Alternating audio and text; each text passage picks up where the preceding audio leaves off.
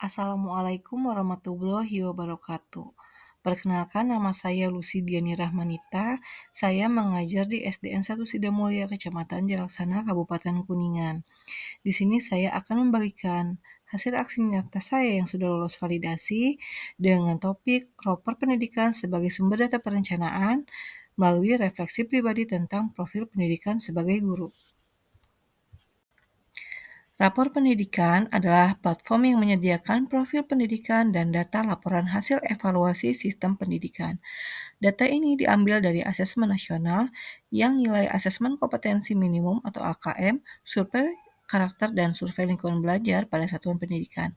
Fungsi dari rapor pendidikan itu yaitu satuan pendidikan dapat melihat elemen secara detail elemen-elemen per dimensi, sehingga dapat menggali kondisi capaian dan proses pembelajaran yang tepat pada instansi masing-masing. Rapor pendidikan juga dapat digunakan sebagai referensi utama dalam menganalisis perencanaan dan merencanakan tindak lanjut peningkatan kualitas pendidikan.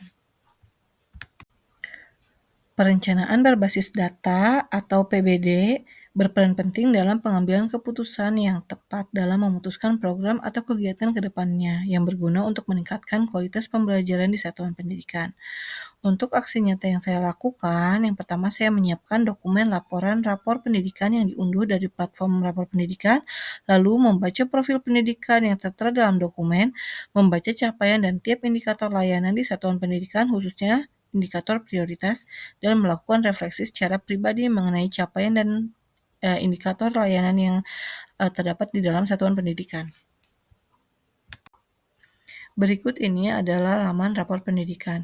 Di sana terdapat beranda rapor pendidikan dengan menunjukkan selamat datang di rapor pendidikan. Lalu kita masuk sebagai satuan pendidikan atau pemerintah daerah.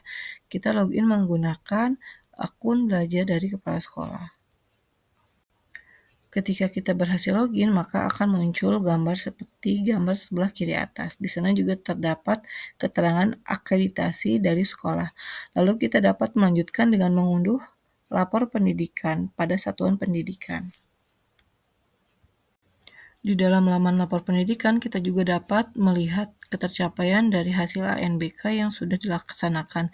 Di sana ada keterampilan literasi, keterampilan numerasi, karakter, lalu minat kewarganegaraan, ada kebinekaan, dan kualitas pembelajaran.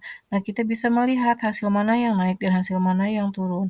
Nah, untuk melihat hasilnya, kita dapat mengklik pelajari akar masalah di setiap elemen atau di setiap bahasannya.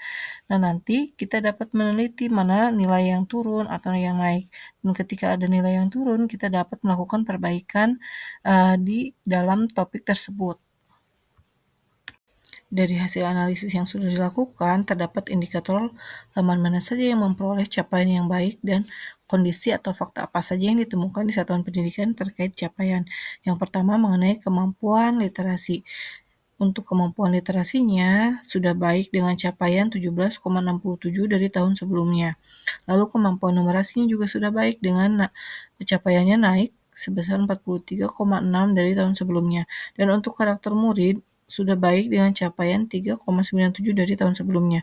Untuk kondisi keamanan juga cukup baik dengan naik 7,6% dari tahun sebelumnya. Untuk kondisi kebinekaan juga baik dengan capaian naik 3,41 dari tahun sebelumnya. Dan untuk kualitas pembelajaran juga cukup baik dengan capaian yang meningkat. Di dalam laman lapor pendidikan ternyata terdapat nilai yang sedikit turun. Indikator yang turun ini perlu kita tingkatkan. Nah, di sana terdapat kualitas pembelajaran yang menurun dari tahun sebelumnya, maka kita harus melakukan refleksi perbaikan pembelajaran yang dilakukan oleh guru, lalu refleksi perbaikan di satuan tingkatan pendidikan dan kegiatan pengembangan kualitas pembelajaran yang dilakukan belum terstruktur, sehingga guru belum konsisten dalam melakukan refleksi pembelajaran dan mengeksplorasi revisi pengajuan baru dan mencetuskan inovasi baru, maka nilai capaian refleksi dan perbaikannya yang diperoleh yaitu 54,25, sedikit naik dari tahun sebelumnya tetapi tidak cukup signifikan, maka kita perlu meningkatkan dalam kualitas pembelajaran. Selain tadi hal-hal yang perlu kita tingkatkan juga kita merefleksi hal-hal baik yang telah dilakukan berdasarkan rapor pendidikan guna meningkatkan kualitas pembelajaran berikutnya. Yang pertama, kemampuan numerasi yang naik, kemampuan literasi yang naik, kemampuan karakter, iklim keamanan sekolah, dan iklim sekolah sudah baik. Maka kita harus meningkatkan layanan dan memperbaiki supaya lebih baik lagi. Bagaimana rapor pendidikan membantu dalam memahami kondisi satuan pendidikan? Karena rapor mutu ini merupakan platform untuk melihat hasil asesmen nasional. Sumber datanya itu bersifat objektif, di mana laporan disajikan secara otomatis dan terintegrasi. Rapor pendidikan juga dijadikan sebagai landasan melakukan kebijakan perbaikan dalam merencanakan kegiatan pembelajaran yang akan datang, sehingga meningkatkan mutu di satuan pendidikan. Dengan rapor pendidikan ini, diharapkan kami dapat memahami satuan pendidikan dan capaian yang belum cukup baik dan menemukan kelemahan serta kelebihan yang ada pada sekolah kami. Nah, dengan kelemahan tersebut, kami jadikan sebagai program evaluasi dan pengembangan dalam meningkatkan kualitas satuan pendidikan. Nah, untuk kelebihannya atau hal baik yang telah kami laksanakan, akan kami kembangkan dan pertahankan sebagai dasar peningkatan program kegiatan selanjutnya. Berikut adalah dokumentasi kegiatan refleksi mengenai rapor pendidikan yang dilaksanakan di SD kami. Nah, kami melakukan refleksi perbaikan untuk perbaikan pelaksanaan di tahun berikutnya.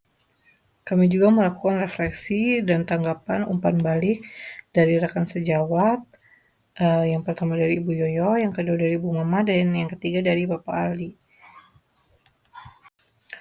Berdasarkan refleksi yang telah dilakukan bersama dengan rekan sejawat dan kepala sekolah, saya merefleksi diri.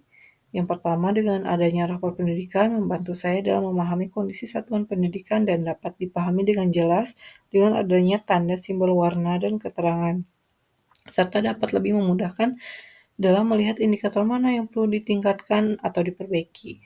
Yang kedua, mengajak rekan sejawat dalam meningkatkan kompetensi diri, belajar mandiri di platform mereka mengajar, dan juga belajar sepanjang hayat sesuai dengan perkembangan zaman. Sekian pemaparan dari saya untuk aksi nyata yang telah saya lakukan. Kurang lebihnya mohon maaf. Wassalamualaikum warahmatullahi wabarakatuh.